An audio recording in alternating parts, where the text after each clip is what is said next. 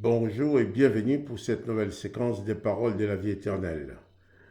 Je vais continuer avec vous cette série de vidéos sur la vie du couple. Et cette fois-ci, je vais parler de la nécessité du pardon au sein du couple.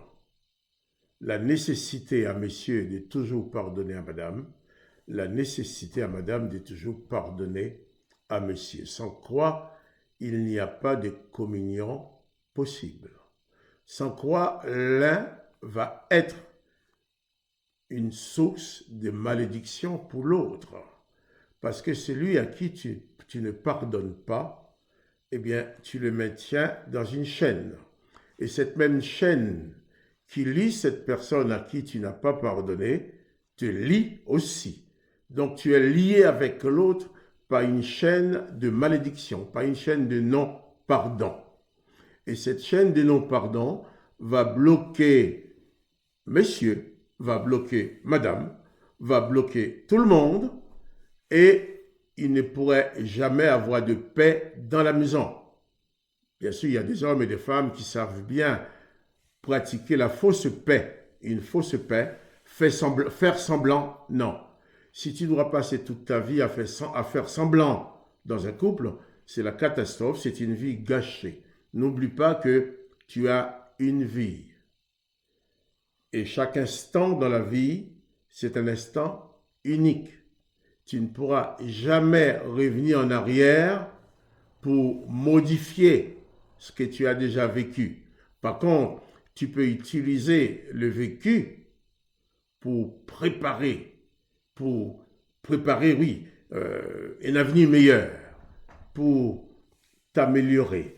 Donc, le pardon est extrêmement important. D'ailleurs, Jésus-Christ lui-même dit, dans Marc chapitre 11, verset 25, « Lorsque tu es debout faisant ta prière, si tu as quelque chose contre quelqu'un, pardonne, afin que ton Père céleste te pardonne aussi. » C'est pour dire, tu pardonnes, le Père céleste te pardonne.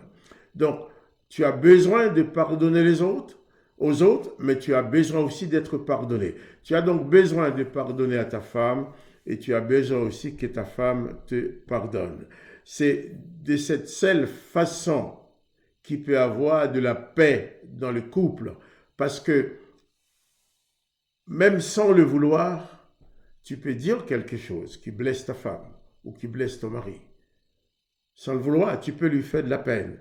Donc il faut que chacun soit prédisposé à pardonner à l'autre, sachant que tu n'étais pas marié avec ton meilleur ennemi pour faire la guerre, mais tu t'es marié avec quelqu'un dans l'espoir de pouvoir mener une vie de paix, de bonheur, je dirais, aussi, et de joie.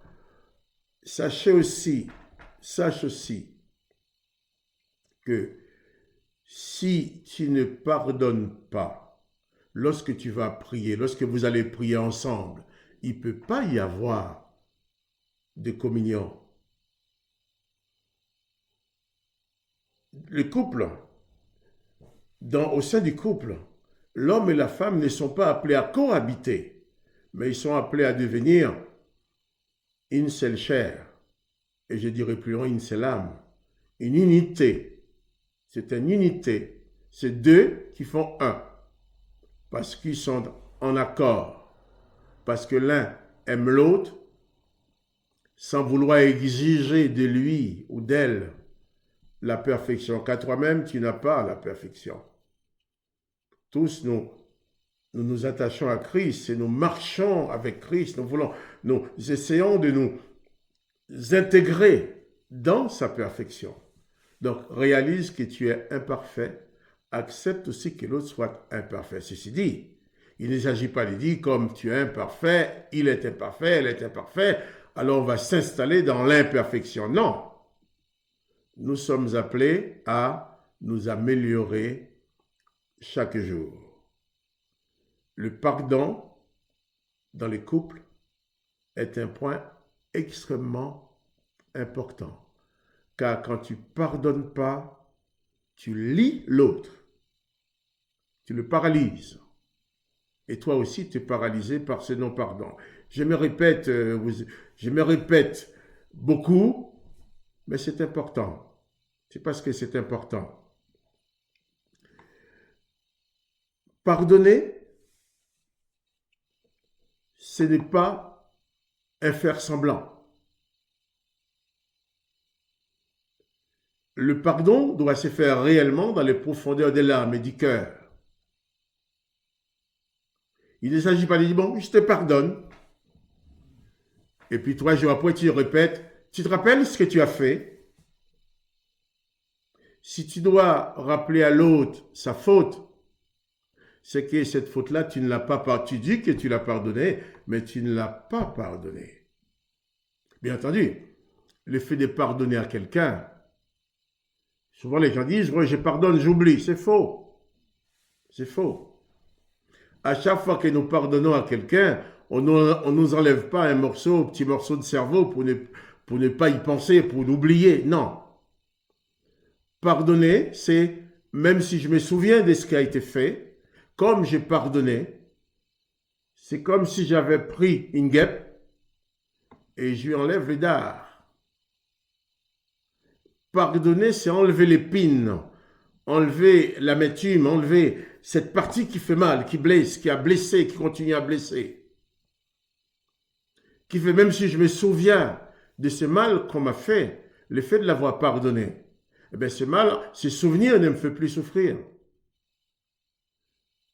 Et aussi, j'insiste que le pardon, c'est la destruction du péché. C'est la destruction du mal qu'on m'a fait. J'estime, on m'a fait du mal, je pardonne.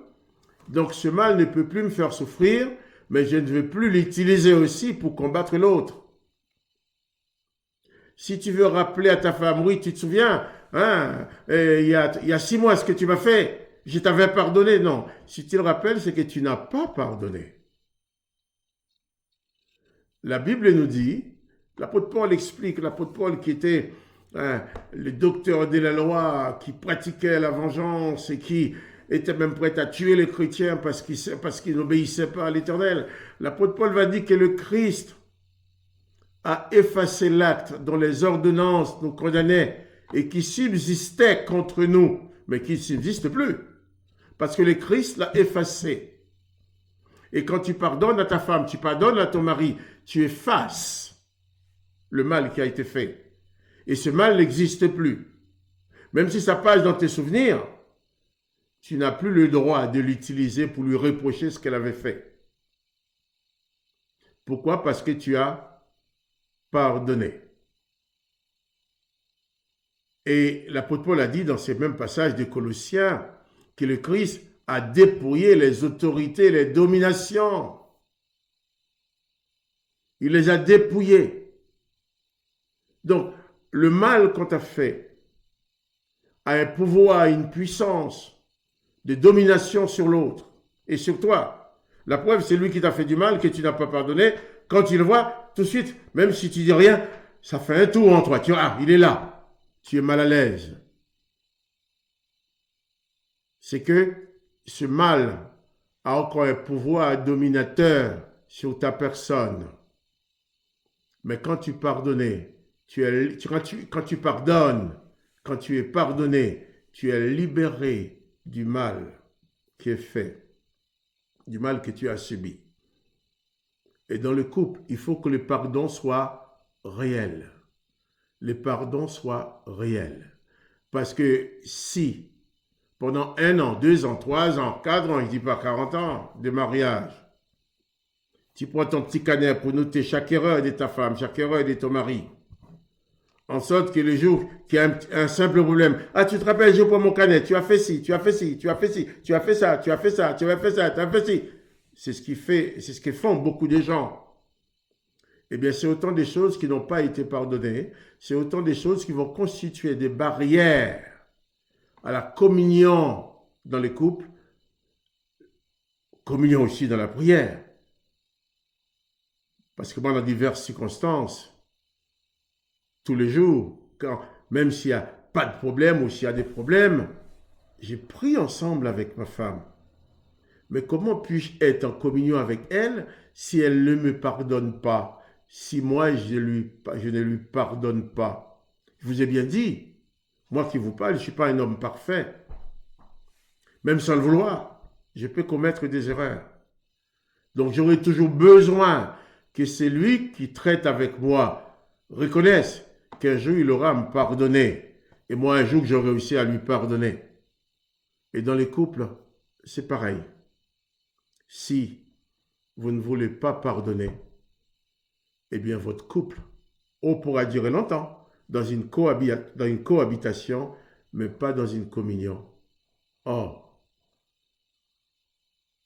comme j'ai dit, j'aime bien préciser qu'on ne se marie pas avec son meilleur ennemi pour pouvoir faire la guerre, mais on se marie avec celui ou celle qu'on aime dans le but d'avoir une vie de paix et de bonheur. Et cette vie de paix, nous ne pouvons l'avoir qu'en nous appuyant sur la parole de Jésus-Christ. Car seul Jésus-Christ nous apporte une parole de paix. Évite de lire, de te nourrir de tous ces psaumes de guerre qui existent dans l'Ancien Testament, ces psaumes de vengeance.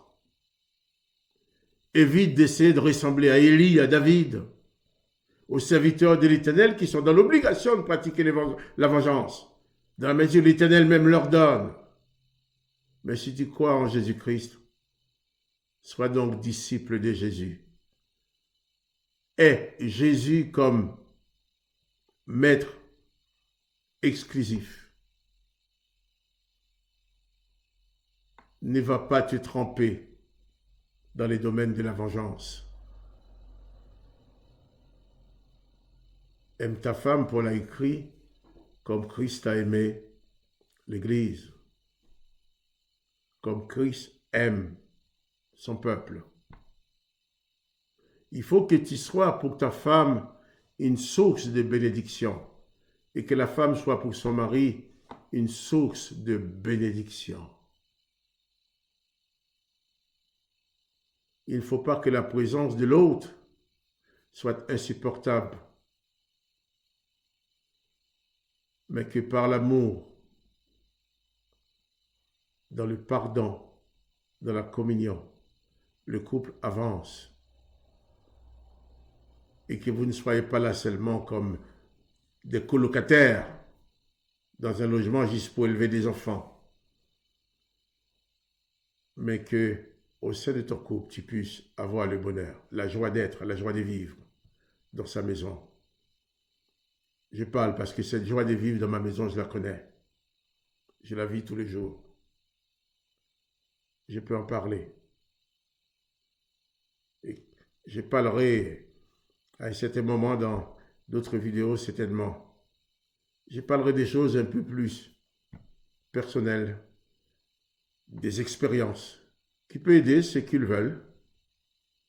Mais en attendant, sois prédisposé à accorder le pardon à ton mari, le pardon à ta femme, le pardon à tes enfants, le pardon à tes parents, et qu'il y ait cette communion de la famille, car quand Jésus-Christ est présent, la présence de Jésus-Christ, c'est la présence de la grâce. Donc, construis ton couple dans la grâce.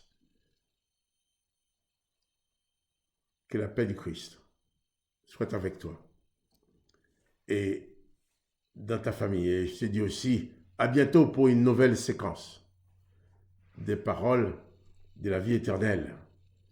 Et nous aurons d'autres prochaines vidéos sur ces sujets. Sois béni et n'hésite pas à laisser tes commentaires, tes suggestions qui peuvent me permettre de développer d'autres points que j'aurais oubliés. À bientôt pour une autre séquence des paroles de la vie éternelle.